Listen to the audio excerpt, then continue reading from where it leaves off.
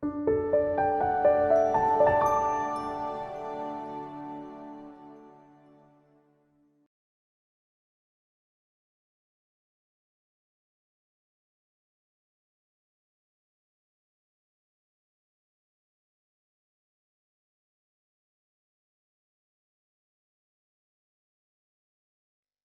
right, I see that we have over 100 people already dialed in, and we'll just start on time. Good evening, everyone, and welcome. Thank you so much for joining us tonight for our panel discussion. Our topic today is how to become a leader within and beyond the corporate world as a minority professional. We're very honored tonight to have 5 great leaders and speakers. We promise it's going to be a very lively and in-depth discussion. My name is Julia Zhou, a Coffee Club member and a volunteer.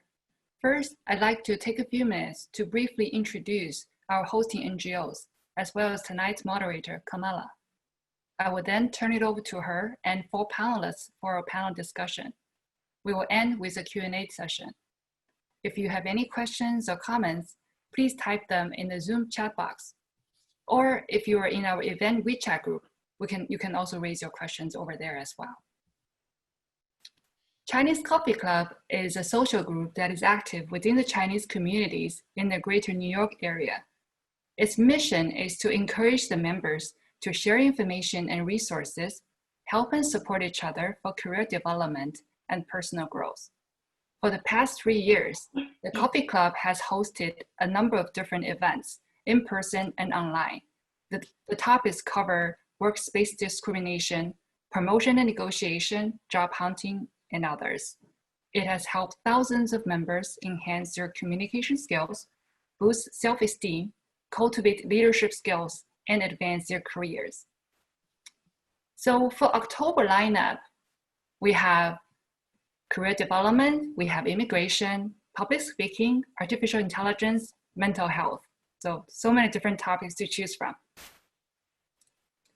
And I'd like to specifically highlight the Wisdom Academy Sunday night talk. It's going to be, the topic is going to be on venture capital by Jerry Wang, Haitou Global CEO. It's this upcoming Sunday, October 4th, 9 p.m. And moving on to our the other NGO that's co-hosting tonight's event, TechStart. TechStart is a community of Chinese tech professionals, tech enthusiasts, and aspiring entrepreneurs. Its member network extends to over 12 industries, including marketing, e-commerce, hospitality, technology, healthcare, and finance. TechStars supports members to grow their knowledge and networks by curating and sharing industry knowledge and exclusive insights over offline events and online discussions. If you're interested in joining one or both of the organizations, I'm going to have their WeChat barcode here, so you can feel free to scan. And we're going to bring this up towards the end of our today's session as well. Okay, so end of our commercials. It's my greatest honor to introduce to you our moderator tonight, Kamala O'Flaherty. Kamala is a coach, a college professor, and a passionate advocate for social justice. In the corporate arena, over 20 years, she has been a thought partner to international and non-native English-speaking senior and C-suite executives, helping them build strong relationships, hone soft skills, and build confidence to effectively communicate and lead across cultures and languages. As a volunteer, Kamala gives back to the community by providing pro bono consulting and coaching to various NPOs, including Dress for Success, where she coaches women in career transitions and to individuals in need. She also serves on the International Coach Federation's NJ Chapter's Diversity, Equity, and Inclusion Board. And a fun fact about her, in her previous career, she was a performing classical pianist. So without further ado, let me turn this over to Kamala. Thank you so much, Julia. I really appreciate that introduction and for teaching me a very important phrase. And I hope I do justice to is 大家好. So welcome, and I'm very, very excited and honored to be here and moderate this very important discussion. So career success is not a one-size-fits-all, and it's not restricted to one path, as our panelists will attest. In this conversation, our panelists will share their experiences, offer practical tips, provide tools, and suggest strategies to help you navigate your personal career journeys. We'll talk about building trust. We'll talk about resources that you may need. We talk about leadership, business within corporate or outside of corporate. And because a successful career involves a sustainable long-term development, we really hope that this discussion arms you with the resources to help you challenge yourself and be inspired and encouraged to move your own success story forward. And I have that distinct pleasure of actually introducing our wonderful panelists. So I'm going to start with Lan Kang. So Lan, just wave. Lan Kang has had a rather unique and interesting path. She spent 9 years in the US during her early career as a research scientist in oncology and went back to China after getting her MBA from Wharton in 2002. She then worked at McKinsey, a leading strategy consulting firm, as a management consultant, and Korn Ferry, a leading executive search firm, as a senior client partner. She then joined Fosun, sorry, I may mispronounce that, a local Chinese company, to be the head of HR, and later advanced her career to become the chief HR officer,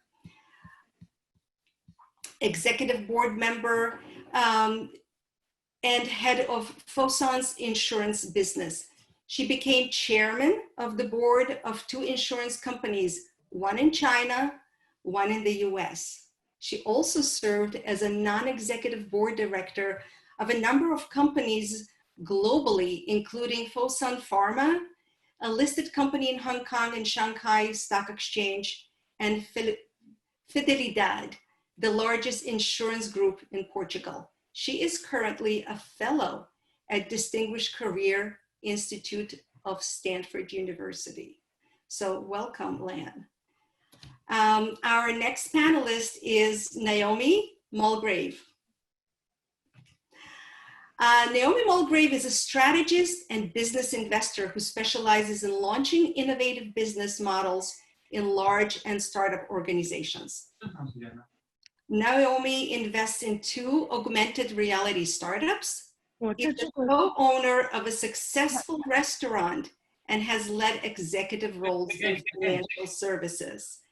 Very diverse background. Executive roles include vice president, head of strategy and innovation at Prudential International Insurance, where she led business strategy, served as a relationship lead for a startup investment portfolio, and led manager and acquisition evaluations. So welcome, Lan and Naomi.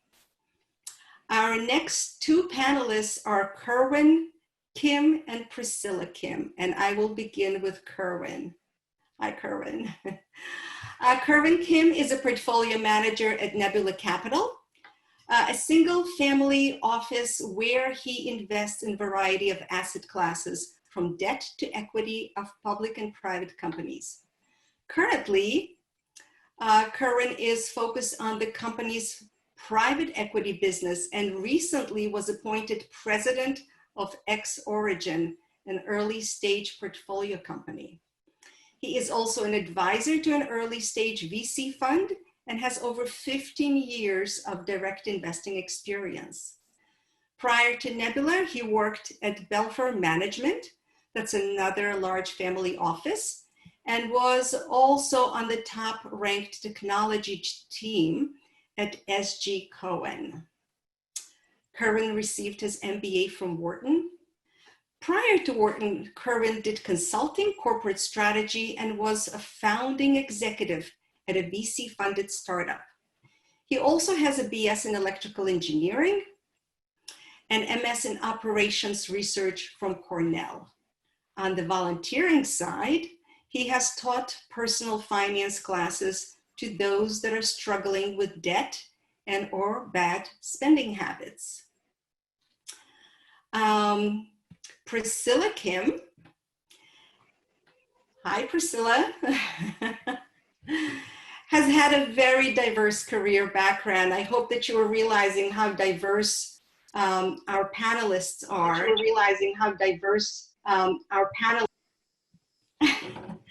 And she has seen success across numerous disciplines in finance, strategy, product management, marketing, analytics, and operations. Priscilla has worked at Bear Stearns, the Walt Disney Company, and has spent the last 16 years of American Express, where she has a track record for transforming and growing high-performing organizations.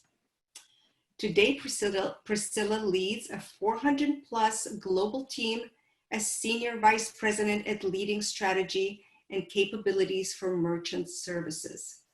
She holds an MBA from Wharton, where she met her husband, Kerwin, and they have 2 kids, 6 and 8. So welcome, panelists. Let's begin with the questions. I hope you're ready. The first question actually goes to all of you, and please feel free to just jump in, supplement, and push back if need be. You have all advanced in your respective careers quite rapidly. What would you say are some key factors that have contributed to your advancement? If you perhaps could touch upon skills, characteristics, or resources that were helpful to you and may be helpful to the listeners. So I'll go ahead and start. Hi, everyone. It's such a pleasure to be here. You know, when I reflect on my career, the one thing that has always been consistent is continuous learning. And, you know, I think if you want to stay ahead, stay on the right trajectory for your career, you need to have external learning, so learnings outside of your organization. You need to build a network of friends that really push you to learn more. You need to be willing to work within different functions and take risk in going into things that you may not know, but you can lead your way through it and you can learn your way through it.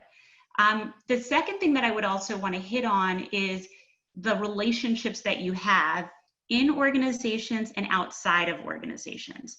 It is absolutely critical if you want to really move your career forward to make sure that you're networking, and you're authentically networking. You're creating real relationships, people understand your critical career aims, and that they can support you in it. They understand your learning aims so that they can identify individuals who can share knowledge with you. So it's really very important to communicate and build a lot of those relationships. I'll build upon that. I like when you mentioned learning, and for me, it is curiosity. I think it's super important. You know, if you're curious, you love to learn and you'll feel good about it. And then you'll reach out to people, right? Build relationship, as you mentioned. And I'll add one more point. It is hardworking. I work extremely hard, I have to say. And, you know, you just need to put in extra effort. There's no shortcut, I think. I'll build a little bit on the learning piece, but I have a little bit of a nuance, which is the getting out of your comfort zone, right? And being uncomfortable. That comes with learning new things, but I also think it helps you stretch and handle harder and harder things, more complex things, bigger and bigger challenges. And that just sets you up for the future if you start to build those muscles and that resilience. I also think attitude is important, right? What I would say about my career is I often saw opportunity where people saw challenge. I took roles and stepped into roles where I would say most people didn't necessarily find the most glamorous, but those were actually the best roles where it gave me the exposure that I needed, the leadership skills that I needed to really grow. And then similarly, I think building sponsorship and having mentors and advocates is really, really important as well. What I would say is that for me, a pivotal moment in my career, I always strove to do well, but a pivotal moment for me was when a sponsor was ambitious for me and kind of pulled me up and actually gave me the confidence to really lean into my own ambition. And I would say that was also really important as well from a career perspective. Yeah, and I just want to echo kind of what everyone else said, which is the drive to learn. For me, that's always driven my career decisions. And when I look at my early stage of the career, my colleagues were always worried about, you know, the next title, the next salary, base pay, what's it going to be. For me, it's always about what can I learn? Am I going to be able to contribute? And is it something I can add to my tool set that I can use later on in my career? And so these various experiences that I've had from consulting, entrepreneurship, strategy, investing, this drive to always learn, to always add new thinking, new ways of attacking problems has differentiated myself at various points in my career. And so I think that drive to learn is really important. And obviously networking is very important. And you know, I don't think I have to go into that too much, but that is a very critical thing to have that can propel your career. Great, thank you so much. And if I can just kind of go back for a second to Priscilla, if you don't mind, you mentioned sponsorship, mentorship, advocacy.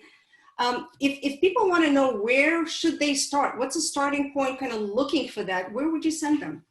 Yeah, I would say there's different, I have different thoughts depending on whether you're talking about mentorship or advocacy or sponsorship. I think mentorship can happen in many different ways, and it doesn't have to always be like up and down, right, to someone more senior, et cetera. It could be peers. I think mentors you can have in, like, whether it's in your own function or you're stepping into a new role, so you want someone that can help you through as you're thinking about new things. And it's just reaching out, right? Some of it is like asking questions or understanding what your needs are so that you can ask the questions to find the right mentors or have people help you find the right mentors. I think advocates and sponsors, I believe, is more like, it's based on like your hard work and the results that you drive, right? I know some people, there's often a question about like, well, how do I get a sponsor? Or asking people, will you be my sponsor? And if the person has never, because the definition of a sponsor is someone that's like willing to put themselves out there a little bit for you, right? And so I think a lot of that has to be like, if they've seen your work, it could be partners that you have worked with, it could be your direct leader, it could be stakeholders that have just seen you present, it could be it, but it's like, it's, for me, I think sponsorship, you gain sponsorship when people see you in action. So basically you earn sponsorship. Yeah. Okay, great. All right. If there is no additional comments for this question, for the sake of time, I'm going to move on to the next one. And I think I'm going to start with Kerwin, if you don't mind, and then we'll please chime in. And the question is, not everyone chooses to play the corporate game. What advice would you give to someone who either wishes to go in a different direction from the get-go or transition from corporate? And perhaps how do you strategically choose which game to play? Yeah, I think you really need to question yourself about what your strengths are and what kind of environment you really enjoy. And so when I look back at my career, I looked at large corporate America, and I did work a little bit in there, but I really didn't enjoy what I thought was a very bureaucratic, slow-moving political environment. I didn't want to kind of play that game. And for myself, I thought, well, what kind of environment do I enjoy? I enjoy an environment where I can have my results be rewarded, where it's not political, where I can make a meaningful contribution. And for me, that was smaller teams, smaller organizations, more entrepreneurial environments. And ultimately, where I am now in the investment world, it's a very result-driven place where they know your profit and loss of your portfolio, and that's how you reward it. It's not really that political. And I would say for those people that really want to go the route that I went to, which is a little bit more kind of doing your own work, you really have to network a lot more, try to find these organizations that are smaller, that are not recruiting on campus or have these big HR departments that are ready to reach out and try to find people. You really have to do your own legwork, network, and try to find these organizations to try to enter into. So basically play to your strength and, yes. and what gives you the satisfaction. Yes. Thank you. Naomi, Priscilla. Yeah, one nuance I would also say is also, if I'm flipping it, like, because I started in investment banking, right? So like, why did I choose to go corporate? The nuance I would say, it's like you have to know your own strengths, right? But also what I think you have to look at your whole life. So it's not just your work life, but also the other characteristics and values that the values that are important to you. So for me, when I looked at investment banking and I looked at and I worked at Bear Stearns, and they were known, like, I worked 100 hours a week for a good like 2-3 years, and it wasn't the life that I wanted to live, right? And I sometimes tell people, when Kerwin and I started to date, I was in business school, I was just like, if you go into investment banking, I'm not sure that we should continue, because I already knew that that was not the path that I wanted for my life, right? Or my family life. So in some ways, when I was looking for companies, I was looking for companies, yes, that I could do well in, but also that fit what I was, the culture that I wanted, and the diversity that I was looking for, and what was important at the company and what was important to me. They had to match, right? So that's something else I would tell people as they think about their careers, is like, how they need to know their own values and how that matches to whatever organization, whether it's corporate or a startup or a finance company, whether it makes sense as your whole self and not just from a work component. Yeah, that's amazing, Priscilla. I'm going to add to that, because one of the things that I found in my own career is that I felt a lack of satisfaction when I was at one single organization. In fact, regardless of how successful I was in organizations, no matter what I delivered, I would always look around and say I was not happy. And I remember once sitting with a friend, just a corporate executive friend, and they said, you're never happy in your roles, but you continue to knock it out of the park. You continue to be promoted. What needs to change? And over time, as I explored myself and I started having conversations with new and different mentors from different walks of life, they highlighted to me that you don't have to get everything from one corporate environment.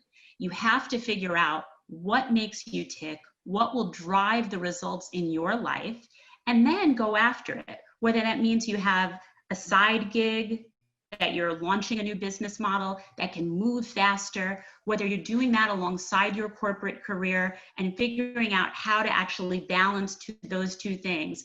And what that created for me was more balance in my life. It allowed for me to achieve my financial milestones at a faster rate of return, but it also made sure that I felt fulfilled. The politics wasn't there when I owned my own business.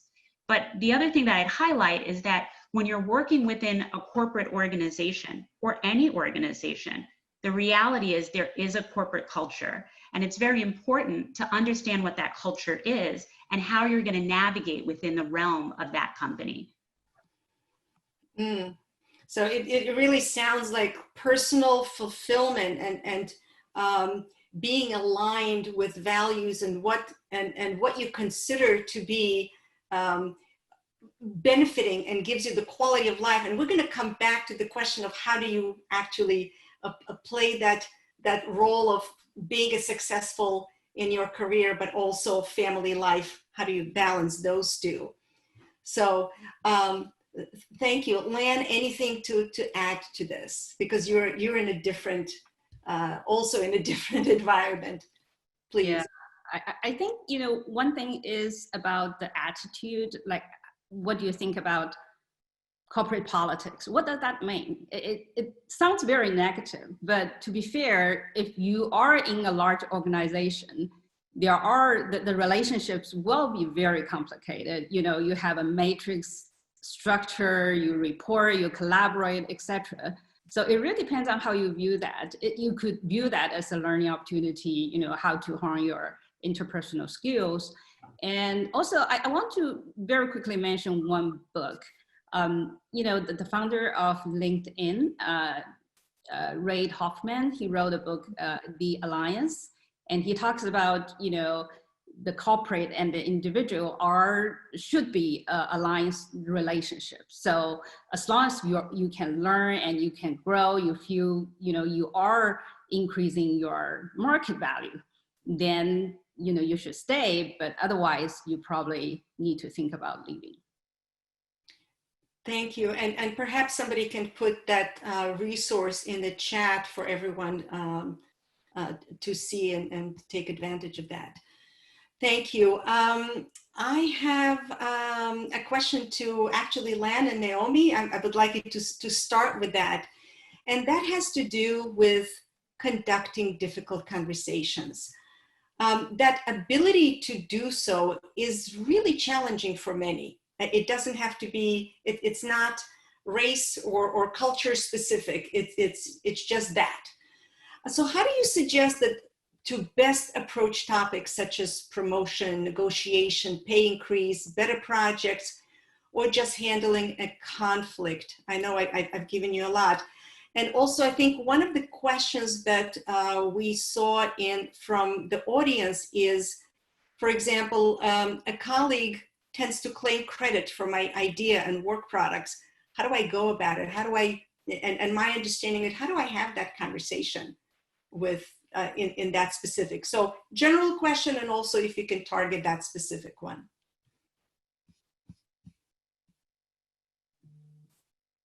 Well, I'll go first, I guess. So I think it really depends on the situation, the company culture, you know, who you're talking to. But overall, I think it is just about your value proposition. It's about what you can give and also take it as initiatives rather than you are begging for a promotion, right? This is something you want to do. You want to take more responsibilities. You know, you want to stretch and do more. I think in that context, it's a bit easier. And also, it's funny because I've been reading a lot of books, and I'm going to give you some books recommendations, if you will, and I found it very helpful.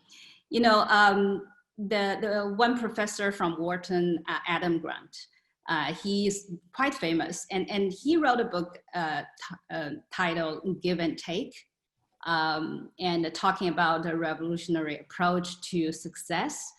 And in that book, he also mentioned something I felt very interesting. He said, you know, some people are just genuinely givers. They feel very awkward if they need to talk to what they want, what they need.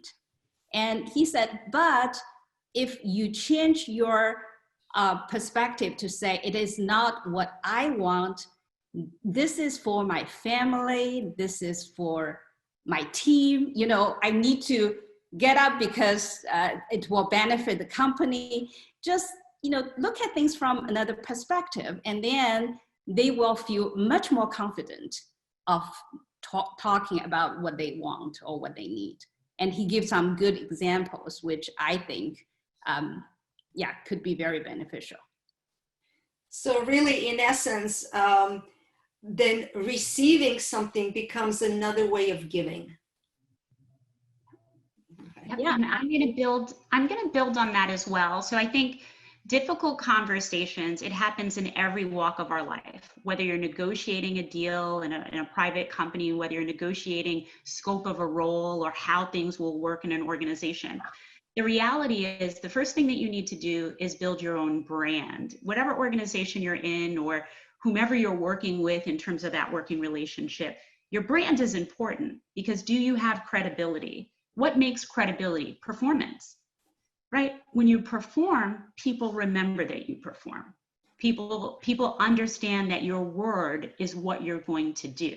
And so once you have brand and once you have credibility, then you can start thinking about how do you make sure that the entire organization or the entire outcome that you're trying to drive collectively is going to win. It's not about you, it's about we. It's about the outcome.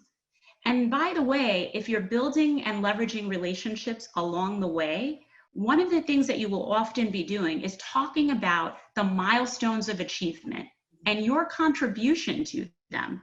It will not only be known, but it will be observed and it will be realized with the outcome. I often tell individuals, don't worry about the small fights, those tiny little battles. Really look at the larger outcome, the real win. And if you can stay focused on that, you can actually achieve anything that you want in your career. And just add one more thing. I'm on the other side of the table. So someone came to me and said, you know, I've been here for 2 years and I'm looking at career development. I'm interested in getting ahead. What should I do? You know, what kind of gaps I have and what kind of things I need to do in order to get there. And with that kind of dialogue, it really helps them to set a goal and know the gap and improve. And at the same time, it puts pressure on me to give them a promotion when they get there, right? So have this kind of dialogue certainly helps. So what you're also saying is don't just expect to get feedback, but seek it. Yeah, actively manage the process. Mm-hmm. Mm-hmm. Okay. Priscilla, it looked like I think it's just on that point, right?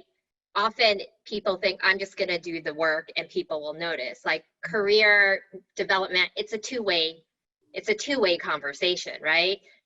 Your leaders are not going to know where you want to go unless you actually tell them, right? They're not going to know where you want to stretch or what direction you want to go unless you tell them, right? And so I think people should and it requires a lot of thinking and introspection about exactly which directions you want to go and being honest about your gaps and your strengths, right? Versus just, I'm just going to do my work and I'll get promoted because they will see. So it is something that people have to actively manage throughout their career. Kerwin, anything? Feel free.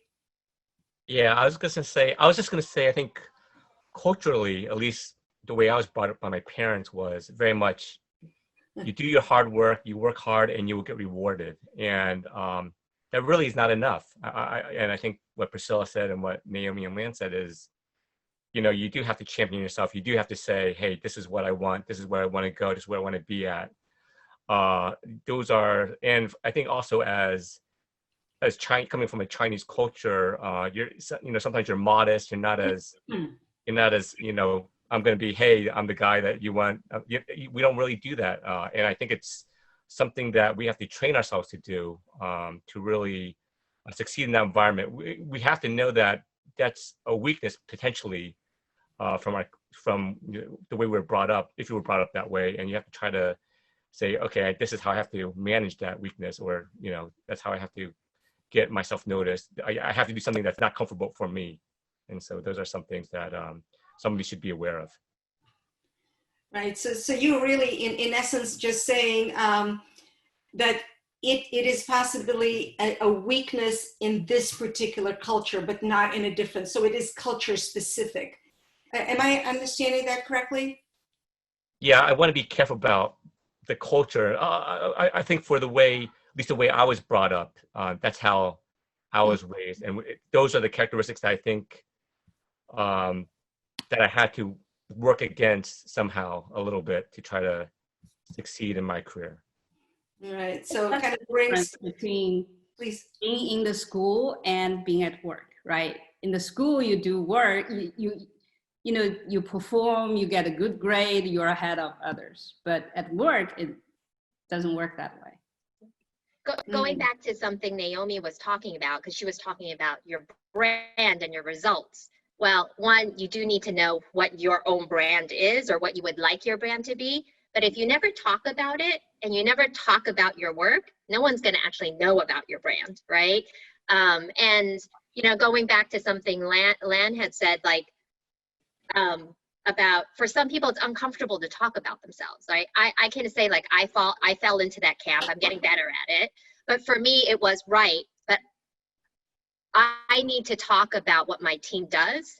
And if I don't, I'm only putting my team at a disservice if I don't, right? So it wasn't about me. And it was more about, like, I need to elevate my team so that they can do well, right? And sometimes when you put that spin, it just makes things a lot easier versus like, oh, I don't want to toot my own horn, etc. But you think about whatever works for you in terms of what feels comfortable. But for me, it was really about, I need to talk about what my team does. If no one hears it, then it's not going to help, right?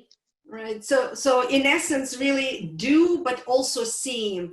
And I think that's where the big difference is between, even culturally, you have the saying, the nail that sticks out gets hammered down, because you're not supposed to be standing out, as opposed to stand up and be counted, just like maybe different values.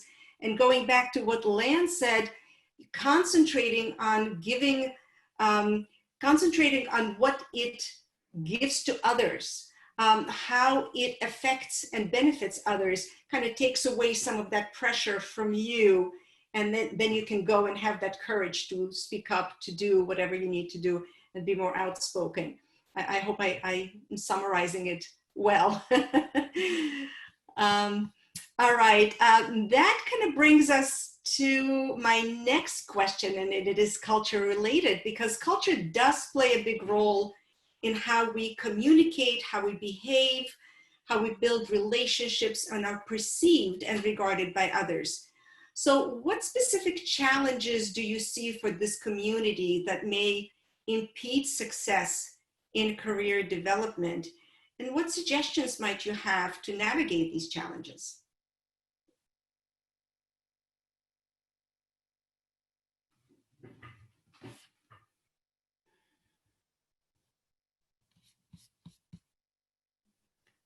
Lan, you want to give it a... Yeah, but just to clarify, you're talking about cultural challenge, or? Yes, we're talking about the differences in culture. So we're here with the community who are perhaps trying to get promoted and get into leadership roles, or having transitions in their career, building their career. Is there a relationship between cultures and perception of the behavior, your communication, that may be impeding that process? Yeah, I tend not to overgeneralize things. You know, it is, people like to say Chinese American. That's a big group, right? You have people who are very extrovert, some are more introverts, and then also in a company, you also have like high-tech culture, or big pharmaceutical companies, investment banking.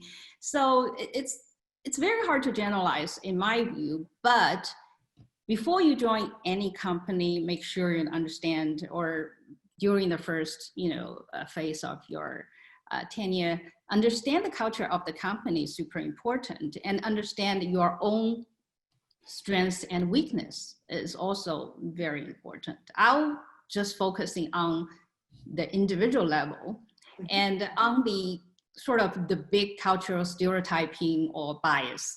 I like to tell people one thing is be conscious, but don't be overly self-conscious. What does that mean? So be conscious is, in general, people may have some kind of stereotyping impression on people. So be aware of that, so you can pay particular attention to the strengths you want to build, or to the things that you want to, areas that you want to improve. But don't be overly self-conscious. So anything happens, don't worry too much about it. Don't think, oh, it happens because I'm Chinese. It happens because I'm female. It happens because, I'm from the West. People can do all kinds of generalized stereotyping and then blame this kind of characteristics, but focusing on what needs to be done to get ahead, to fit in. But I'll say culture is very important, so make sure you feel comfortable or fit in, otherwise you are probably in the wrong place. Thank you. And Lan, I completely agree with that. I can speak from, my vantage point as an African American, that when walking into a room and, getting mired in what people may think of me, that doesn't help me. That actually doesn't serve me well. What does is my performance. What does is understanding the brand that I have created on the basis of the relationships that I've built, the outcomes that I've driven, and how I've actually driven those outcomes, how I've developed my team, how I have advanced individuals in an organization, right? So really being able to think about the things that you're aiming to contribute.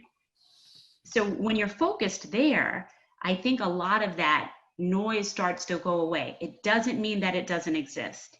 It means that you can redefine that paradigm and make sure that you're creating the narrative that you want for yourself and being, by the way, a representative of your culture.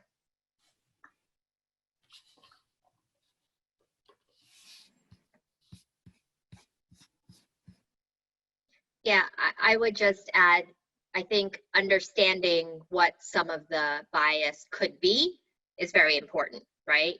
And then I think you have to look at yourself as an individual.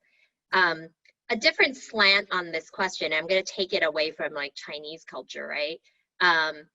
Sometimes if you just think about some corporate cultures and like the whole like gender, like there are some teams where I've been where it's like, it's always about sports, right? They always start with sports and you're like, I can't connect. For me, I couldn't connect. I don't watch sports. I might like sometimes when there's like fantasy, I pick which jersey uniform I like better versus actually the actual sports. But, I think then it's a decision for some people. It's like, do I want to engage that way? Do I not want to engage that way? And it's a personal choice, right? Like we, on the flip, so for me, I'm just like, you know what? I'm not going to spend the time there because for me, other things are more important. And I'm okay that I'm not part of the conversation. I'm okay with that, right? But flip side, like I happened to be on this team where it was highly female and there was a male on the team. And a lot of the conversation was like, at the time, this is like earlier in my career, but it was like around, what was happening in music or pop culture, etc. And I know that this person who was not used to talking about this stuff actually spent the time like reading magazines and researching and doing all this work just so that he can be part of the conversation in a team full of women, right?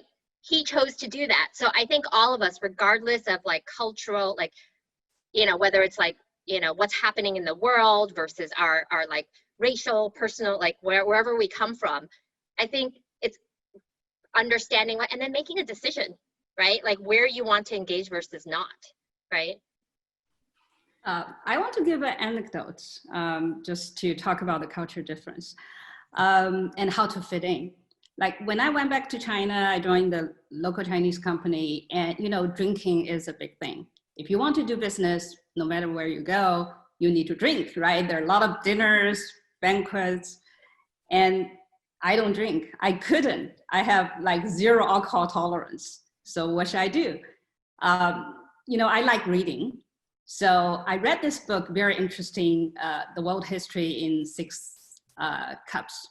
And it talks about all kinds of, liquor, wine, beer, coffee, Coca-Cola, tea. And I found it's fascinating. So every time people drink, I started to tell them stories. You are drinking wine. Do you know where that comes from? Do you know the ancient Greek, how they drink wine? All that kind of stuff. And people are interested, right?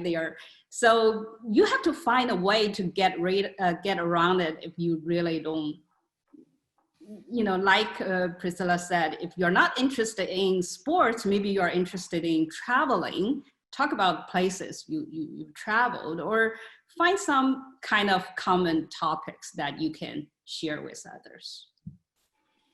So basically, in a way, also, all of these can also contribute to small talk, creating your network and creating the trust through those different venues. Okay. So I know that one of the listeners is asking a question about that. I found it difficult to do small talk or just chat with colleagues outside of work. And I thought I'll just bring it in here because Lan, you were talking about drinking and talking about sports and the pop culture. Any suggestions for that listener? Well, be comfortable of feeling uncomfortable. I'm sorry, you have to just get over it. If you are not good at doing small talks, practice it with your friend, or just do it intentionally. But I don't know, unless you can find some other way around it. I just think you need to fit in and then just practice. I agree with you. I'm just going to add a footnote on that. One thing to consider, you can take an improv class, right? You can do things to place you outside of your comfort zone, and then you become a bit more comfortable in that environment. I had one staff member who went and took an improv class, and he now works in sales. He's leading a sales organization, and prior to that, he really did not feel comfortable with small talk and networking. So you never know, it could be your strength. So it's very important to continue to push yourself. Right. And then the other suggestion I would have is, if you're not comfortable in those environments where it's, after work, look for environments that you will be comfortable in, right? Like go join one of your colleague or an employee networks where there is a passion for something, right?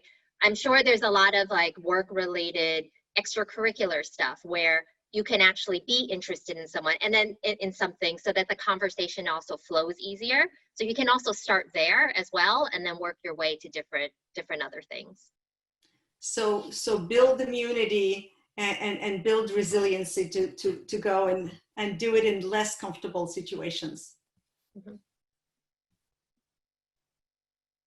Kerwin, anything on your end? Yeah, I when I think about the colleagues that came from overseas, the ones that did really did put themselves out there. I mean, they knew it was uncomfortable. They knew it was a different culture. They knew it was a different environment, but yet they purposely went out there and said, okay, I am going to go hang out with these coworkers. I'm going to try to make talk. I'm going to try to do whatever I can do to relate.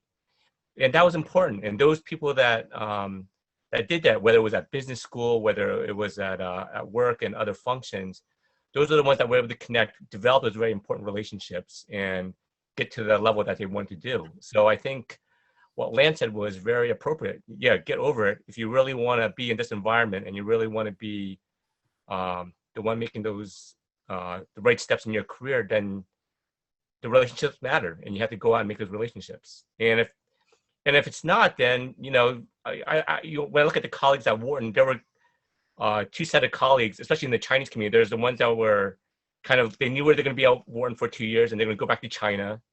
And they did extraordinarily well in China, but they knew that they weren't going to stay in the U.S. And the ones that knew they wanted to stay in the U.S., they actually made the effort to say, okay, I'm going to try to make as many connections as I can. I'm going to go out and do what I need to do, and be out of my comfort zone to do what it takes to succeed.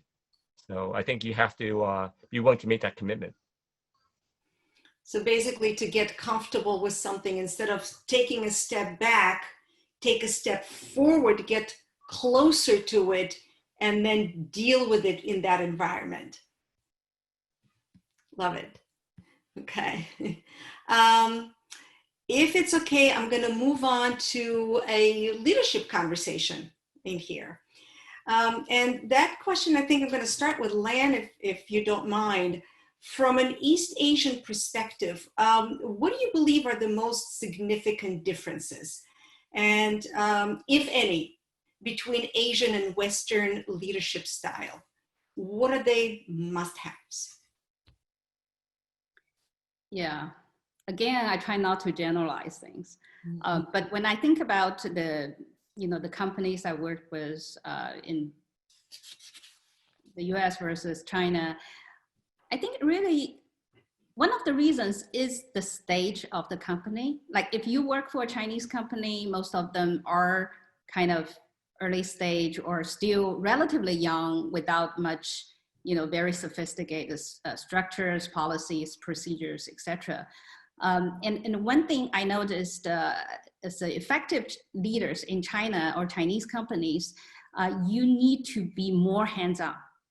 So you need to lead by examples. You need to provide more hand-holding to your teams. You cannot just delegate. Just say, you go ahead and do this, think about it yourself. People want to have more instructions, guidance, and feedbacks.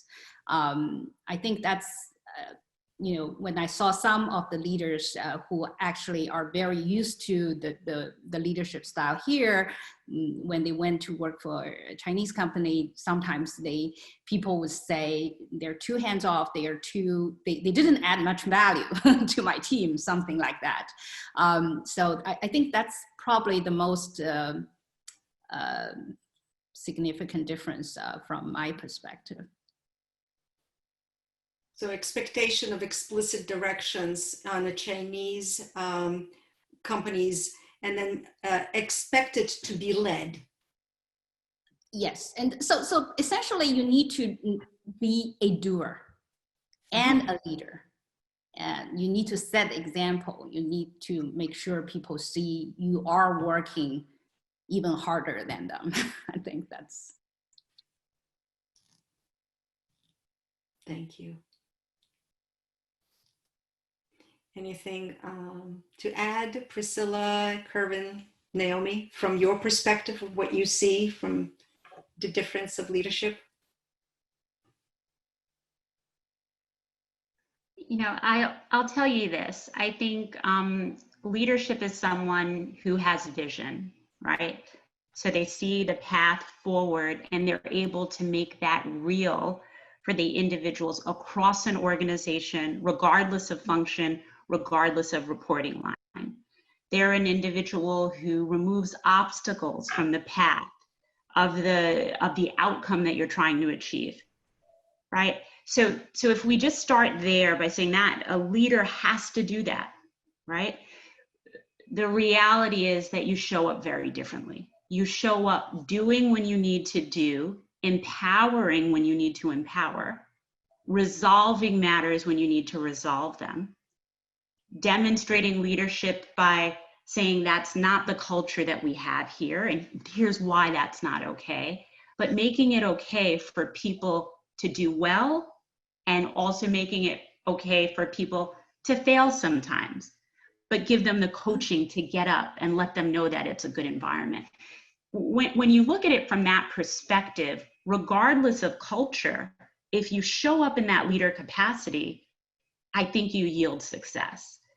I think it's when we have a very narrow view of leadership and the way we need to behave in a particular culture that might set us back. So I try to anchor in what I believe leadership means and show up every day as a servant leader, as an individual who really wants to make sure that we get to an outcome. And one comment I would make, and this actually experiences from leading an internal consulting group, right? You could be, depending on who you pair together, it could be the same person, but they are really successful with one leader or team, and then you switch them onto another project with a different leader or a different team, and it's like disaster, right? So if you think about it that way, regardless of like culture or country or et cetera, I think even in one company or in one team, there's a lot of different styles, right? And it's about, as a leader, how you adapt to your people to drive their success. Because the way I think about leadership too is, if the team's successful, I am successful, right? And also, as the person that's part of the team, you also have to adapt, because you have to understand everyone works differently, right? And what one person will see as a strength, another person could see as a weakness, right? And it's just being aware of that. So regardless of where you work and who you work with, you can adapt and be flexible so that you get the best output from your team if you're a leader, or you have the best dynamic and you can deliver more when you understand that. So basically observe is number one, see what's around you, and then be ready to be flexible, to adjust so that you can leverage your strengths and create cohesion. Mm-hmm. Okay. All right. I have some questions in here, I think, that are related, and I'll very, very quickly, because we have a couple of other important questions. It's an easy one. Can introverts become a great leader in US? Yes. And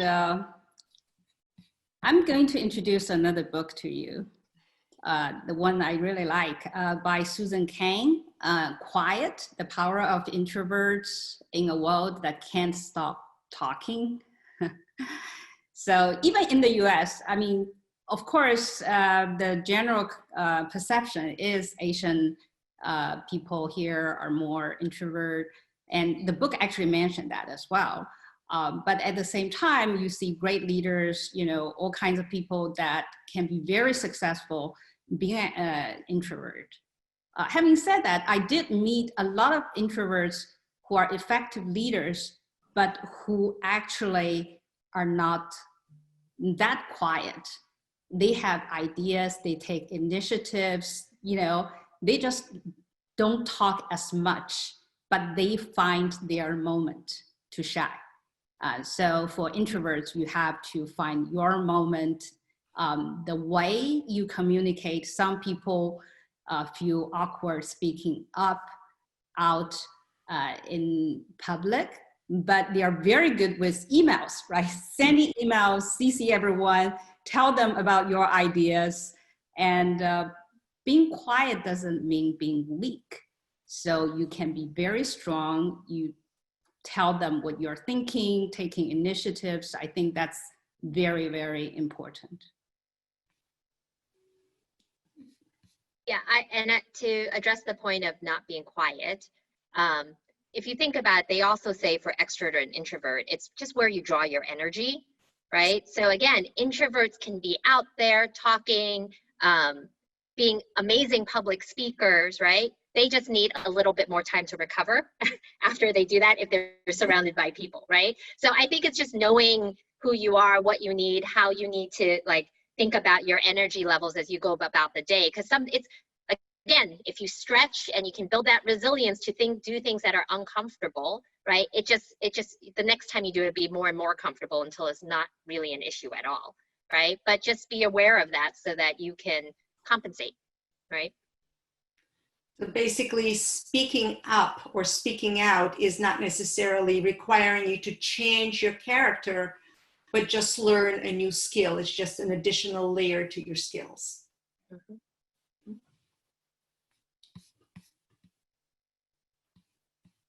In this virtual reality, nobody knows where I'm looking.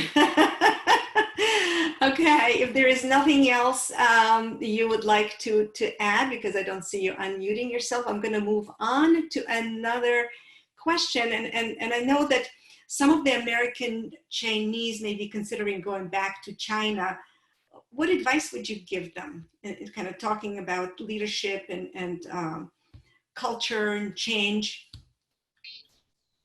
Yeah, what I see the main difference is, other than you don't have to speak English, or you don't necessarily have to speak English fluently back in China, I see a lot of similarities. To be an effective leader, you need all those things, you know, vision, leadership, taking initiative, speak up. So it really, if you cannot do this kind of things effectively in the US, then you won't be able to do it effectively in China. The only difference is if you feel language is a big barrier for you and you don't want to put extra effort into that because it's a waste of your time, understandably, then that is a difference, because some people feel they're disadvantaged speaking English, so they couldn't explain themselves very well. They couldn't, lead or make people, influence people effectively. I think only when that happens, then going back to China, you do have advantage. Other than that, maybe also, opportunities, growth opportunities, new companies, there are a lot of things that you can take advantage of. But I think the basic skills are required are the same. Beautiful. All right. A really important question in here. And I think I'm going to start with Kerwin and Priscilla on that one. And it's not a secret that starting a family usually means more pressure for and compromise for women than men when work and family are competing for resources and attention. We've heard about glass, or what we also know as a bamboo ceiling, and glass cliffs. For many reasons, women are rare at senior management levels, let alone C-suite.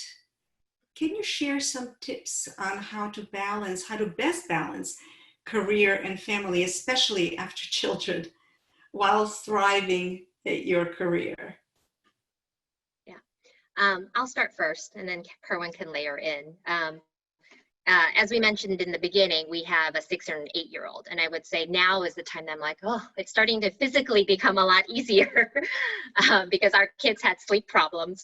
But I wanted to also say, like, I think having children actually helped me become more effective at my job, right? Because it gives you perspective. So I remember with our first child when he was born, and when I went back to work, I was more effective at prioritizing and getting things done. And it gives you the perspective of, like, you just gave birth, right? You just gave life to someone. And all these little things that I used to worry about at the office or the politics, I was like, that is nothing. And it actually gave me the perspective to be more effective and basically cut through the things that, like, I do not need to spend the time or energy on. So I wanted to say that first.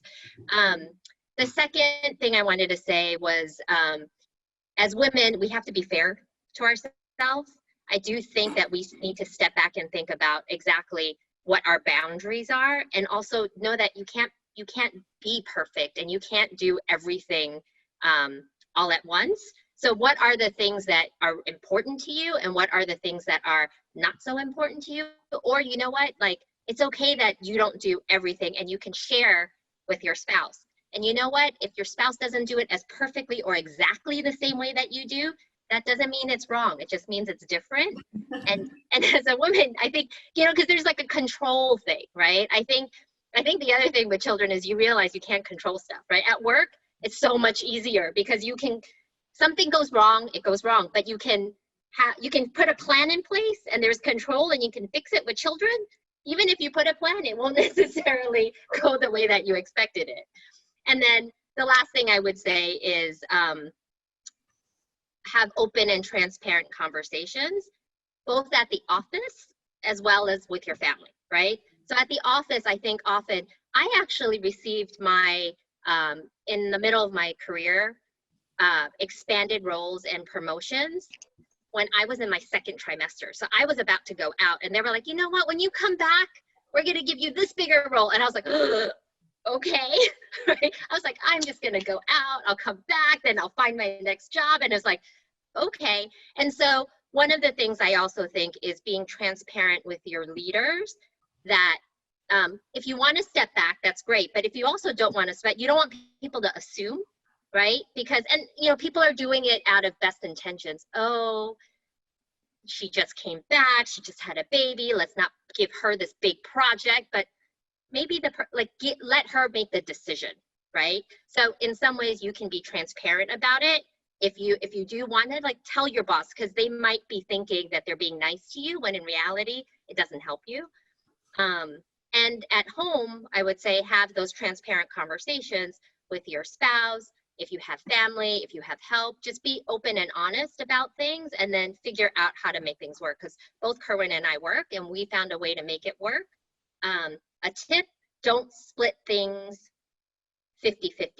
Split one task so that one person gets 100% of it and you take a separate task. When you take one task and you split it 50-50, like half your brain is on it, the other person's, and it actually adds to more issues than challenges than anything. Like if you split your task, have someone do 100% of one task and you do 100% of the other task, and that makes things a lot easier. Thank you for such a detailed explanation. And just to kind of clarify, your suggestion to women is to basically be proactive both at home and at work. Mm-hmm. Proactive, and when I say that, I think proactive in talking about what you want, right? Mm-hmm. And what you expect. So I just gave the side of like, if you want projects and you want to continue work, have that transparent conversation, but also have transparent, if you do that, you can also have the conversation, say, you know what, I'm going to leave at 5 o'clock every day, right? Because I want to go get home and put my baby to bed or whatever it is. But, and it depending on what your job is, but I'm going to log in at 7, but 5 to 7 is like sacred time for me and my family. And as long as you're transparent with people, I find that they're like, you know, they're comfortable with it. It's when you're trying to hide it and not talk about it that there's a lot of room for misinterpretation. So be clear in your expectations, be clear in everyone else's expectation, and also block time, just like you block time on a calendar for work, block time for home. Okay.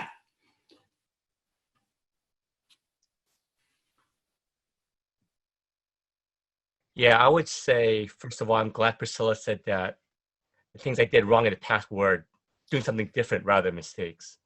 So, but really it's a partnership. I mean, marriage is a partnership. And when Priscilla, I think before she took on some of these promotions and roles, she would sit down and discuss it with me and the family and said, okay, this is a new position. It's going to take this much more time, potentially more travel. Are we okay with that? And I think the fact that we could talk about it together, there were no surprises. We knew what was going to happen. And, for us, we were a little bit fortunate in the sense that we did have, in-laws that could help us out. We also did have, I was in a position where I've been at Nebula, the firm I'm at, for a long time. I've earned kind of the credibility and trust from my boss where he knows that I don't have to show my face to show that I'm working. Like he knows that if I'm gonna, stay home a couple of days because I need to help out with something, he knows the work's gonna get done. I may have to stay up till 4 a.m. to finish it, but the work's gonna get done and I don't have to go. So because of that, the culture of the firm that I was at, where it's not about FaceTime, it's about what you do, can you get the work done and stuff like that. It gave me some extra bandwidth to help out with the family or whatever when Priscilla was traveling, for example. So it is a give and take. It's a partnership, and that's how you have to approach it. I mean, it's not unless you want a lot of friction. It's not my vote, my way or the highway. It really has to be working together to try to make both your careers work. Mm. So this is also an area where you're going to need to build your network and support system. If you can, and I know it's not easy for a lot of people. A lot of people will have, relatives overseas or, parents overseas. But it is important to have a network of friends and other people that you can help you out in any way they can. Yeah. And I just want to underscore the whole, because often, especially when the baby is little, they just want mommy, right? So it is going to be more on the mother than the father. But if you do want to have more of a partnership and balance later, as a woman, you have to be willing to let go, and you have to be willing to allow for the partnership and let your partner handle some of the things. And yes, it's different. In the beginning, it could have been wrong, right? But you need to let them learn as well, right? Because there are certain things that might feel more natural to a woman because they just gave birth. And like for men, they just need to learn a little bit more. So the more you can do that and also just like not be so critical, right? that's how you're going to build, because no one's going to learn it overnight, right? As parents, like, you're both trying to figure it out. And as long as you have like the right expectations about that, and also it's gonna take a while to work it out, because it took a while for us to figure out exactly how to do this, right? And as long as you know that, because it's not going to be perfect from day one, I think people can work through it. I think it's important to recognize different stages in life and prioritize. Recognize that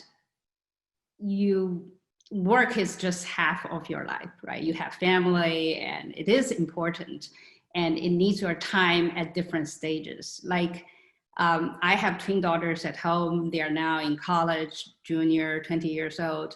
But I mentioned we went back to China 2002, and one of the reasons was we want our kids to grow up in China and learning Chinese. And we think that's, for them, and we want them to, learn about the culture, and it worked, right? But at the same time, I changed, I left McKinsey, I joined Korn Ferry, and that was at the time that when my kids were going to primary school. And I wanted to spend more time with them. I don't want to travel all the time. And that's also factored into my career decision. So at different stages, you need to prioritize and think about what is the most important thing in your life. But you don't have to be staying at home, or I never tried to be a super mom. I have great relationship with my daughters. And I think being a successful businesswoman actually helps. Essentially I'm growing with them, and they could see how hard I work, but at the same time, they also appreciate the fact that, I worked and I learned with them, and they view me as a friend. Mm. Great advice. I actually, and thank you so much for the three of you. And Priscilla, I think somebody was actually asking for specific example, if you would, of being proactive. I know I mentioned being proactive, but could you give specific example? Proactive related to? In terms of your job, in terms of figuring out who is doing what, requesting a certain job before you go on maternity, after you come back from maternity. So I know one of the listeners posted it in the chat, if you can give a specific example. Yeah, I think, what I will say is probably, as you think to an earlier the comment we made about career managing your career goes both ways, and having that conversation. I don't see it any different than before you have children, after you have children, right? You need to be actively having these type of conversations with your leaders or different people you may want to work with. So it shouldn't be necessarily a new conversation, ideally, right? But being proactive, talking about your career while you have kids, or it's just having the conversation, I think, is really the key, right? It's not any type of specific conversation that's different when you have children versus not, is what I would say. I hope that satisfies the listener that posted that. I'm going to possibly go to one more question. I think we have a few more minutes before we go to the Q&A. And that actually, I would assume that the road to success for you is not all paved in glitter. Can you share any challenges or failures, and how would you, and how you have used these experiences as a stepping stone, instead of just kind of falling into the trap of, oh my goodness, I failed, or there is a challenge?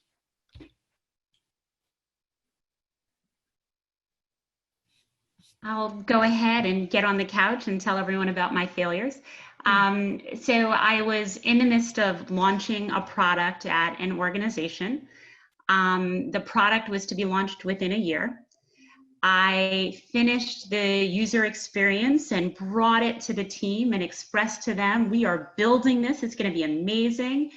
And with about 100 people in the room, they were all misaligned. No one wanted to drive it forward. I only had a year to build this. I've now ruined a number of senior leadership relationships. I was a director at the time. And I was heartbroken. I didn't understand the meaning of co-creation. I didn't understand the meaning of alignment across teams in order to drive results. I did not comprehend that there were people on those teams who knew more than me and needed to provide me with their guidance, their advice, in order to get to the outcome of which I was assigned. And from that point forward, we launched it together. We launched the payment solutions. It went off without a hitch. It was an amazing experience. And that team, we're still really good friends today. We coach each other all the time. We contact each other when we have a leadership challenge in our organization. But I tell you that story of failure because I wasn't learning those fundamental principles associated with leadership.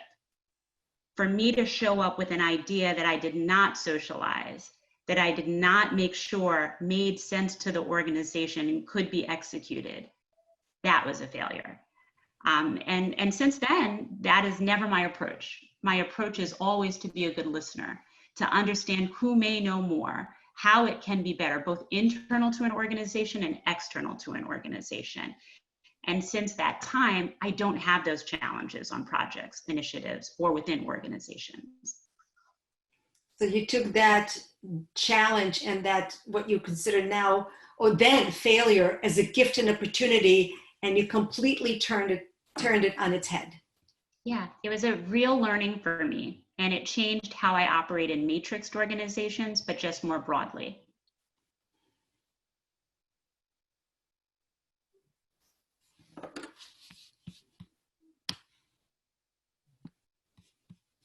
Am I the only one who's failed? Oh my gosh.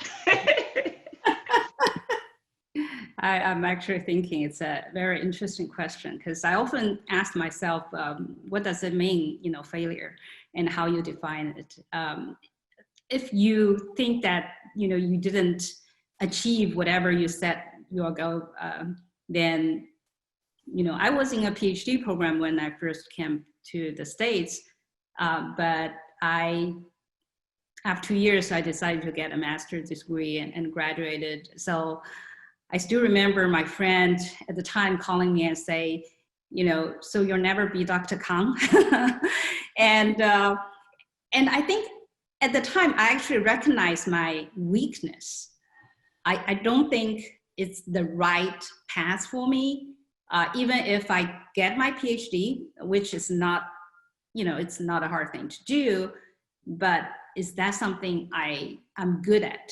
Am I going to be, a professor, or do I see myself, exile in the academia?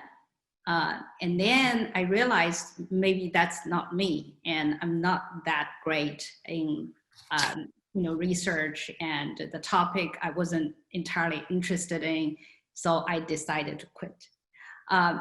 And I think and over time, I think it's just super important to know your weakness and to recognize that. And another thing that I would like to share is another book that's one of my all-time favorite. It's called Mindset. And it is written by a professor at Stanford called Carol Dweck. And it talks about how, you should have a growth mindset, not a fixed mindset. So fixed mindset always sort of measure and say, okay, you failed. Growth mindset is about what could you do better? How can you improve? What kind of lessons you've learned. So I guess that's why I don't feel I'm failed or I have failed anymore. I always think, that's interesting. Oh yeah, I didn't do that. I didn't achieve that. Someone did better than me, but what can I learn?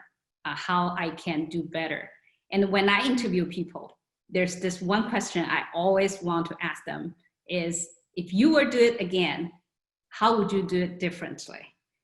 And I want to see how people learned from their experiences. And I think the learning capability or, agility is just very critical.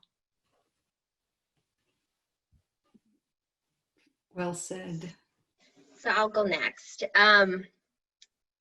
There's been lots of little failures where, because I actually agree, I think you need to look at them as learning opportunities, because that's the way you'll grow, right? But one of the learnings that I wanted to talk about was actually around sponsorship, right? So this was a few years ago. I was part of an organization that I helped to build and create, right? So I would say at the time, I probably felt like every part of the organization had a little bit of I had a little bit of influence on how it was created and it grew. And I think, and then I got into different roles and I got comfortable. I got very comfortable in the role that I was in. And I felt that I didn't really need to, I didn't think about my brand or who I needed to talk to, because, everyone knew how I was involved in the organization. Fast forward, new leader, right? New business partners, new leadership team, all my peers were new. And I just remember during a performance or a talent conversation where it was a new leader and she was just sharing the questions that had come about in talking about me. Oh, right, so, Priscilla seems to have really great followership. And then she said that someone was like, does she have good followership, or are the roles on her team sexy? And it just floored me, because I had built that team from scratch. And when I built it, no one wanted to come, right? So it was just wait, what question did they ask, right? And then it was great. And, her team is driving the results. It was well, is it her or her team, right? And we had just done all the strategic stuff where I led, but I felt with the execution, I could step back and let my team elevate and lead. But of course, new people, right? So new leadership team, my finance, HR, everyone just happened to be new. And it was right, I made the mistake. I was just I thought I had a great reputation and people know, but again, people have never actually worked with you. So for all that you may have a good brand, there's still the thing of people having the experience of one-to-one working with you. And what I had done was oh, great, I've done everything. I can just put my head down and do these other things. But again, building those relationships, making sure you're having the conversation so people see you, actually see you and your brand, are just super important. And it was one of those things that when it first hit me, it actually was devastating to me, because it's one of those things where you're wait, but you're questioning the core of who I am, right? So, but it took a little bit of time, maybe a week, right, to get over that. But it was right, pick myself up. What do I have to do? What did I do wrong? What did I not do? What could I do forward? And work that back up and make sure that I built those, had those conversations, and make sure that I made sure to make those connections. And, I wouldn't say rebuild my brand, but just make sure that I articulate and started to build new relationships with people that I haven't had before. Okay. So basically, instead of just beating yourself up on what happened, you've created discernment and a plan, action plan going forward. Mm-hmm. All right. It's just, sorry, and just, it's a learning, it can happen. I've been at the same company, right, for many, many years. So it's just a point that you always have to be aware of your brand, the sponsorship, the relationships, even though you feel like you've been at a company for a very long time, or you are pretty far progressed in your career, right? Because it always is good to have more than one sponsor. Yeah, and for myself, I would say the biggest career setback I have is actually being laid off, and where I was at a organization that I probably culturally didn't fit in, but I enjoyed the money, kind of the prestige of it, and being laid off during I would say economic downturn was very tough. It was something that I think when I looked at my career, I never really faced academically or up my career up to that point, never really faced too much of any hardship, I would say, that really kind of brought me down. But being laid off was something that was I took very personally. It's like, oh, what did I do wrong? Did something happen? And it was easy to kind of question yourself, question your ability, maybe despair a little bit. And you get through that and you understand that, okay, first of all, you got to remain confident in your abilities. You got to remain confident in who you are and what you can do. And you have to be confident that things will get better, because they will get better. And so I feel like, we are kind of in a weird time with coronavirus and the economy, and layoffs have happened in a lot of industries, and more layoffs will happen in the next couple months. And I really encourage the viewers, the listeners here, to not lose heart, not lose faith, to always keep driving forward, and understand that you know yourself, you know your worth, you know that you can do the job, and continue plugging away, and really keep going, because things will get better. And so I think for me, when I look back at that time, it was a pretty dark time, but you really do have to have that conviction that it wasn't personal. It was, it's really your turn to keep going. So I love that, because everything that you just said really brings us right back to where we started, and the statements that you made about flexibility, about finding where your passion is, the continuous learning. So it really kind of seals that whole conversation. Thank you so much for your contribution so far. And I think I'm going to hand it back to Julia. I know we have some questions that I have not been monitoring very carefully. So Julia, go ahead and please take it away with the audience questions. Sure. So we've received quite a few questions in the chat, and we have people answering those questions along the way as well. So one of the questions people raise is, how do we network effectively? I think we talk about the importance of building a network, right? You meet someone during a cocktail, you shake their hand, you add them to WeChat. But then how do you keep it and to continuously to grow that relationship? What are some of the thoughts? I think the relationship is give and take. So what you can offer, but at the same time, it is super important to have some interesting questions to ask. Don't build relationship for the sake of relationship. If you want to learn about an industry, about a job, about someone, their experiences, ask them questions, ask them out for coffee, ask for advice. But just don't go out and say, I need a job or whatever, right? So I think having interesting questions would be the key. And then at the same time, make sure it's not a one-way thing. See whatever you can offer, things that and topics that you are interested or you have the expertise in, offer back.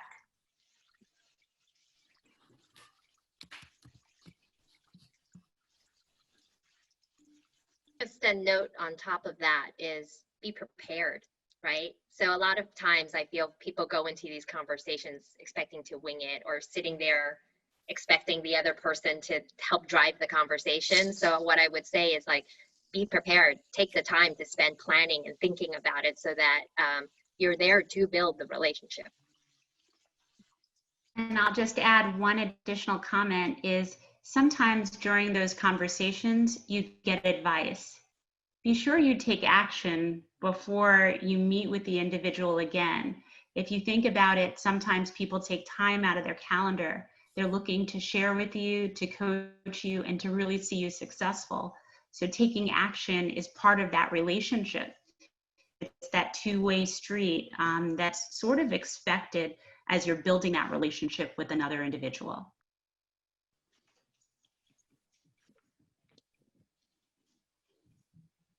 I know a lot of companies have mentor program, and you'll be assigned a mentor.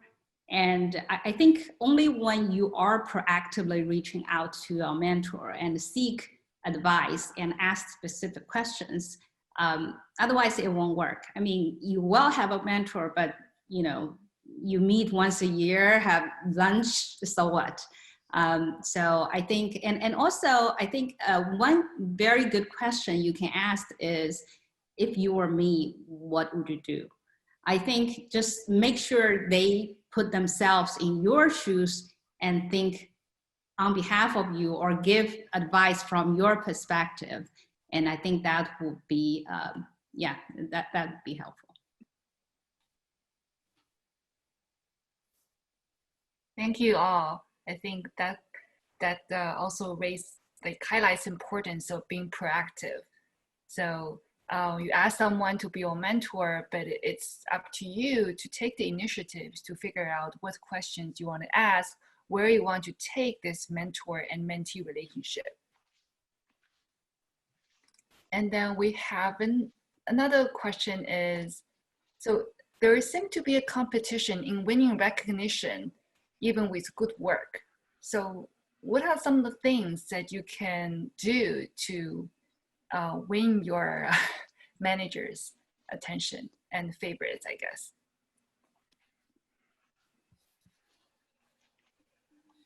How to gain your trust from your manager quickly? Or what are the things you can do to gain his or her trust?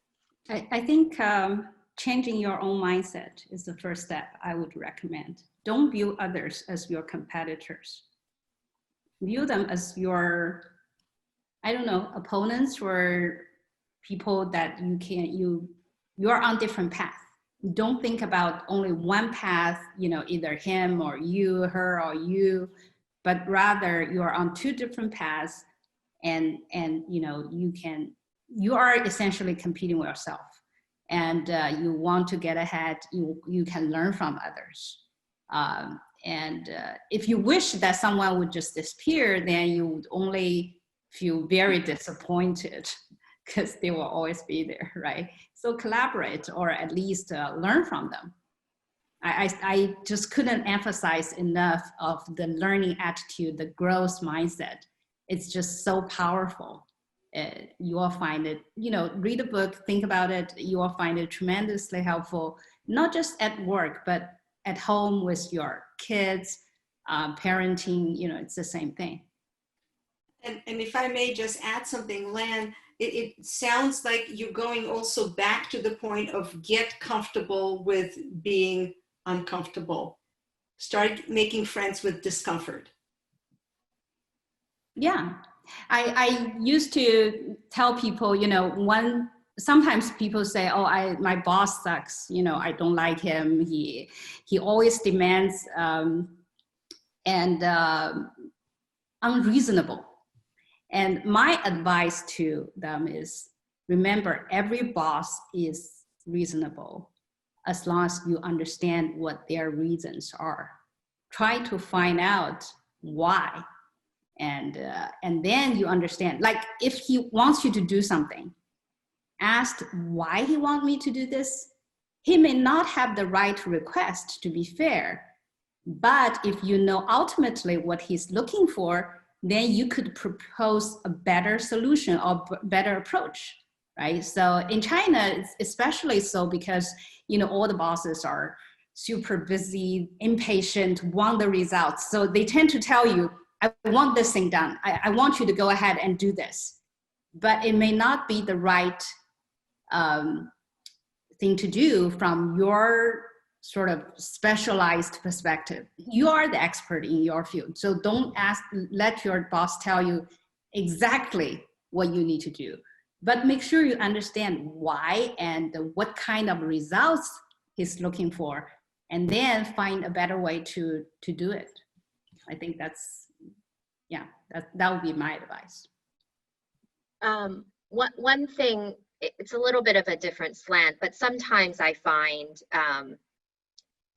in delivering things may seem too easy, right? To the point of like recognition, et cetera. And what I find sometimes is that balance of bringing your leader a little bit along the journey of something that is really challenging and complex, right? So it's actually okay to tell your boss that you were having a challenge with something and this is how you fixed it, right? Or bringing them in a little bit, say, I have this challenge, this is what I'm going to do to resolve it, you know, wanted to get your advice or your thoughts. Like doing that 1 or 2 times, especially on these big, long projects, actually helps your leader appreciate the challenges that you overcame and how hard the project was, so that when it's done, right, they understand that and it's like, okay, great, like great result, right? Versus maybe sometimes you make everything seem too easy, and at the end it's like, okay, great, but they don't fully appreciate everything you went through to get that job done.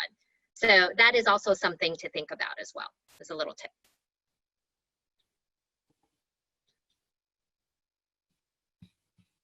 Thank you. Yeah, so I think sometimes we might have this tendency to just keep your heads down, do the work, and 10 days later we show up, say, hey, the work is done. But it's better to keep your manager posted and you know, give him or her progress on where you are, and this is what you've done, this is what you've tried, and these are the obstacles in case or you need any directions from him. So I think those are very important to sometimes even over communicate. Yes, we tend to probably under communicate sometimes. Yeah, even when you don't need the direction, right? But just to get a gauge so he or she knows what you've been doing, right? It goes back to do, but also seem. So everyone knows what it involves, and that also helps you stand out and be recognized, because I know that's also one of those pain points. There's a tough question here. We agreed there's a tough question in our chat group. What if you have the situation where you and your spouse can only maximize your career potential in different cities, even countries, and neither wants to sacrifice career for family? What do you do?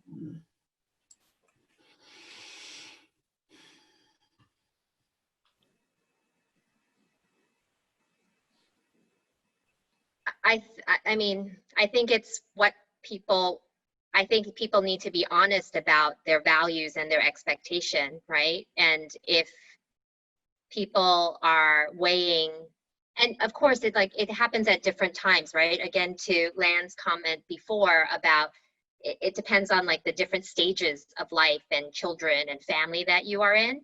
But I know we have friends from business school that stayed on different coasts for a good portion of their marriage or when they had children, but it was okay given the stage, right? And at some point they had a decision of when they would make that decision to come back. But that is something that's personal, and it depends on where people are and their values and if they're both okay with it. Yeah, sometimes you just can't have everything. I'm sorry. It's a tough reality. You know, can you bear the fact that you are going to live in 2 cities doing the job you really like and then commute or long distance relationship, or, you know, or someone needs to make a sacrifice? I'm sorry, that is life. Thank you. We have a question on, I don't know whether this question is directed to any specific panelist. So the question is, you decided to grow in a corporate environment. What prevents you from joining a small company from the very beginning?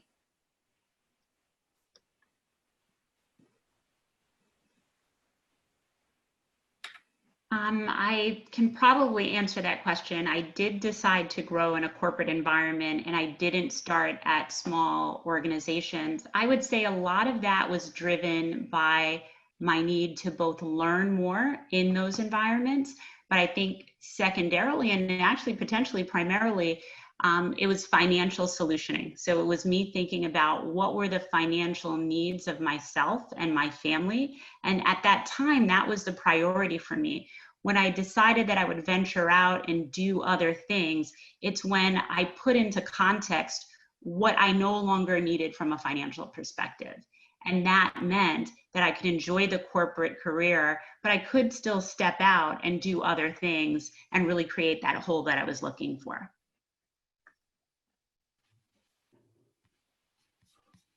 I think there are trade-offs.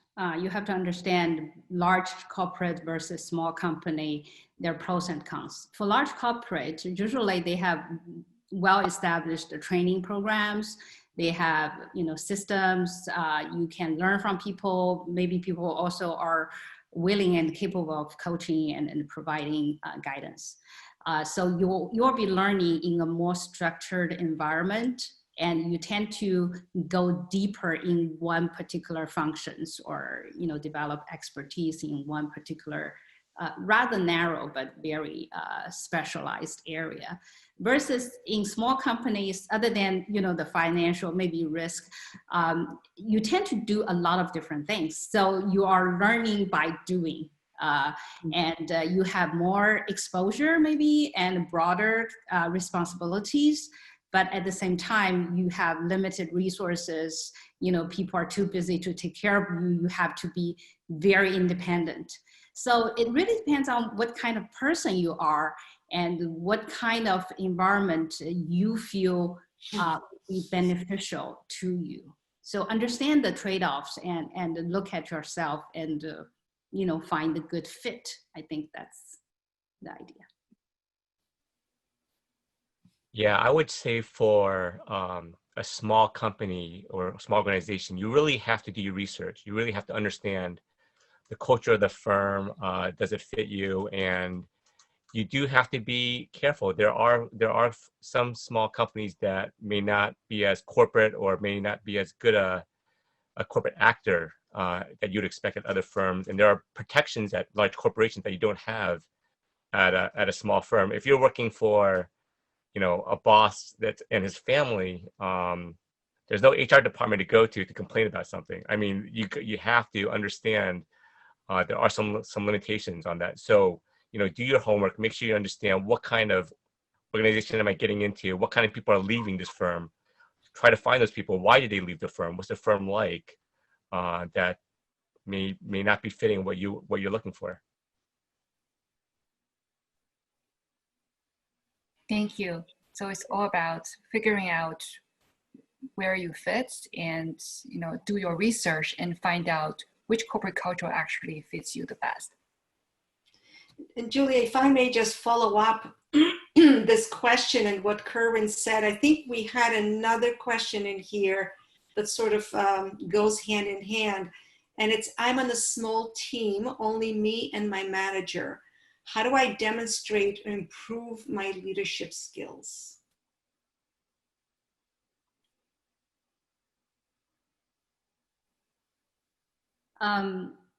Two thoughts. One is you don't necessarily have to develop your leadership skills at work.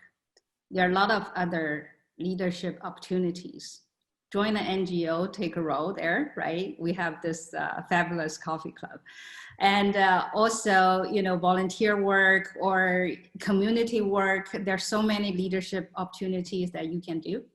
And second is make sure you understand in today's corporate, leaders doesn't have to be someone that has a team, because you will collaborate with others. You might need to, work with virtually or, not within the structure, and then see how you can leverage that kind of opportunity.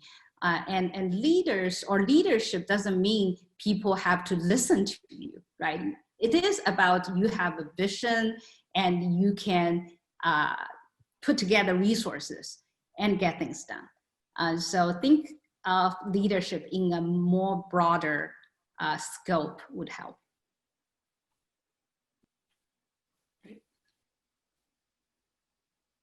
Thank you, Lan. I think echoing on your point about developing leadership outside work, joining either coffee club or tech start and volunteer will be a great opportunity for you to develop your leadership skills and expand your network. We have an interesting question here. Let me make sure I can read it correctly. The power to design paradigm and socialize narratives lie within the management by design. Performance will be a reflection through the management's prism. How do you turn your table as an employee?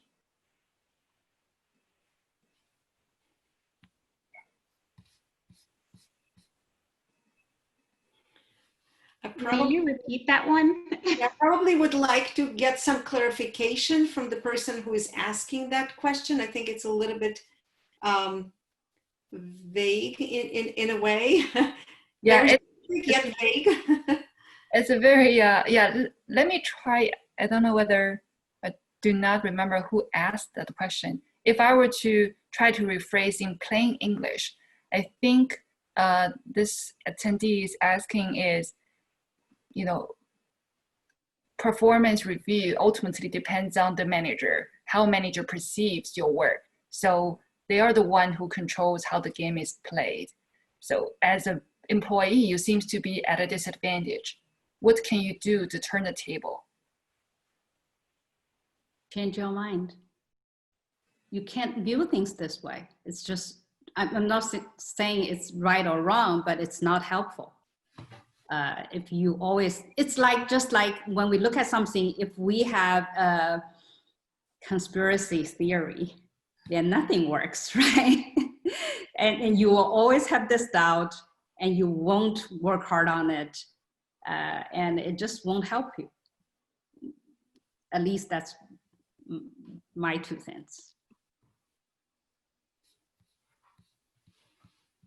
I would agree. I think that the mindset needs to shift in order to really be able to show up with your full self, perform effectively, manage your brand, execute, build relationships. So many of the things that we've been talking about over the course of today. I think, you know, one of the other things that you might want to think about is, can you get coaching from someone who's successful with having worked with that leader? Is there someone else who you see has been very successful in that? And is there a way that you can start to get a better understanding of how they've managed that relationship and built that relationship? But I definitely think changing the mindset is super important there.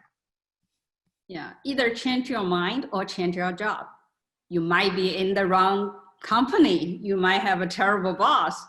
But if you change your job and it happened the second time, then think seriously. It could be your own problem. Okay. So Julie, I think maybe, thank you. And I think, Julie, we have maybe one more question before I kind of wrap up this discussions to allow time for concluding remarks. Sure, I just saw a question that's relevant to where we are currently in the work from home environment. In this environment, how would you recommend, if someone start a new job, how would you recommend building the relationship with the team in this virtual environment, basically?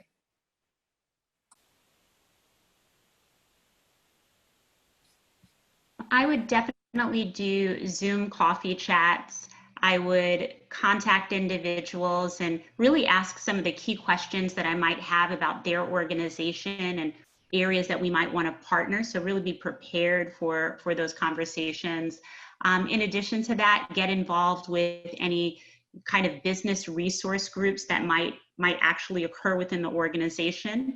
And also strategically make, I would say, create calendar meetings with individuals in the organizations who have been there for a long time and have really networked their way into the organization. So those are some of the things that I would do. And finally, one other thing, I often write a stakeholder roadmap. So if I'm working on something, I really think about who's the decision maker associated with the work that I'm trying to get done. I try to better understand who are all of the influencers associated with some of the work that needs to be achieved. And I really think about who's going to be critically important in executing against that work. So come up with some type of framework by which you can define who the most important relationships may be, specifically because you're working towards an outcome.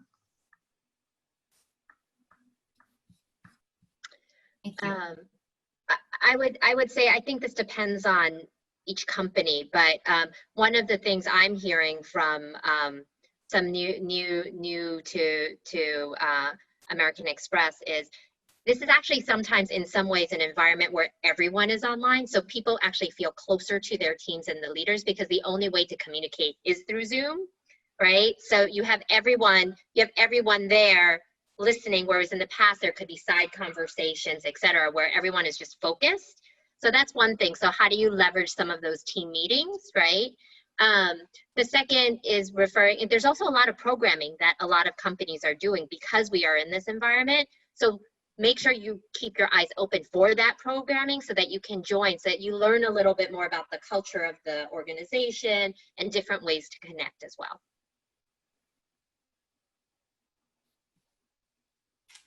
Anything else to complete that? We're feeling complete with this question. This is a great question to really lead us now to, and thank you, Julia, for monitoring the questions and bringing the most pertinent ones to the front. I just want to kind of bundle it quickly, a final, to send our listeners off with a final question. If you could just give them one suggestion on how to best meet their career goals while dynamically and continuously adjusting and pivoting based on personal strength as well as opportunity, what would that one suggestion be?